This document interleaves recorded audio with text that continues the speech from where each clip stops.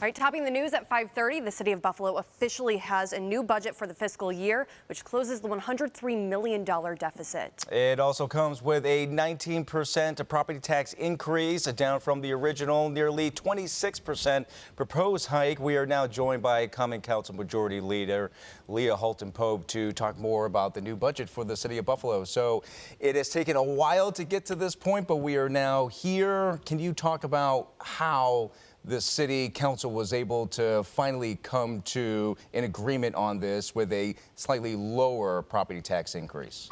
Doing hard work. We got the budget on April the 15th. We changed the date to accommodate the new administration. It's not a permanent change, but it's what we wanted to do to allow them to get it.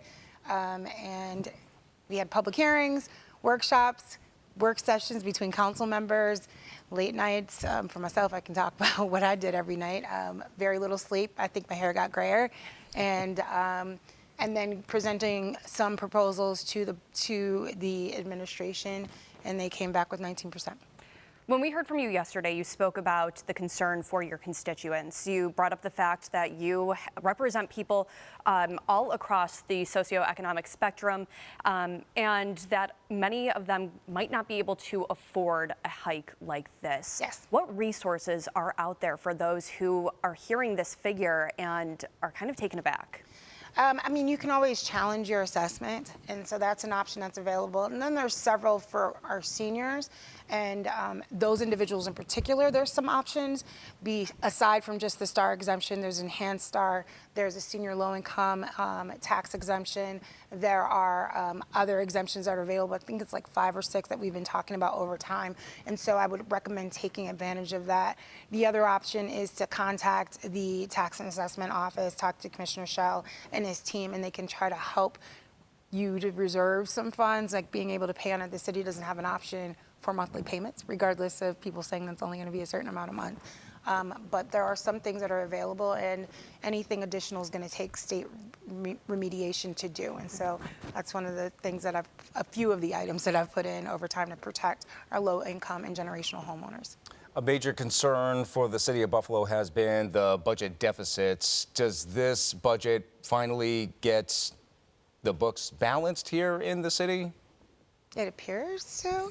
So the current fiscal year will be balanced based on state revenue. Next year's will be balanced on taxes and some additional revenues that the administration was able to find, about $10 million extra on Monday. And so that is where we are right now. That doesn't mean that the state won't have some other help, but this means we still need to figure out our finances, because if we keep relying on one-shot deals, which we still are, and some vacancy gimmicks of sorts, which are tricky, but this is not an unusual budgeting practice across the country. We're going to be in trouble, and so we're going to have to make some hard decisions consistently. As you know, this was not a unanimous vote. Nope. Where was the disconnect? What were the concerns that ultimately led you and 3 of your fellow council members to vote no? So the reality is, from the beginning, when it was first proposed to us at 15%, nobody was supportive of that. I should say very few of us were supportive of that. And for me and for my colleagues, I do think that there was more opportunities for us to truly take a scalpel to the budget and make some significant cuts. There are vacancies that are not in nutrition. We could have cut those.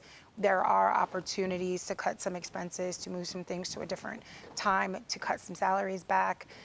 Especially those that were, vacant right now. That's a good opportunity, and we didn't take advantage of that. And in doing so, we would have yielded about a 12, anywhere between 10 and 13%. 10 is probably irresponsible, but 12 to 13% tax decrease that our constituents would have had to pay, and that would have been so much better than where we are right now. But you move forward. You live to fight another day. Not bitter. we still got it decreased. And to my colleagues' comments, they actually said that this is a result of the work that we put in before the administration. Otherwise, it probably wouldn't have moved at all. Let's talk about reductions in this budget. There are some reductions. It seems like you thought that there could have been a whole lot more. Yes. One of those proposals was to reduce the number of deputy mayors, and that didn't appear to pass in this budget. Can you talk more about the reductions out of the budget, and why did the reduction in deputy mayors not come to fruition? This is representative government. There are 9 of us. You need at least 5 people to vote on something to make it move. This budget passed at a 5-4 vote. Though, anywhere you go in the city of Buffalo, the question is about the 4 deputy mayors.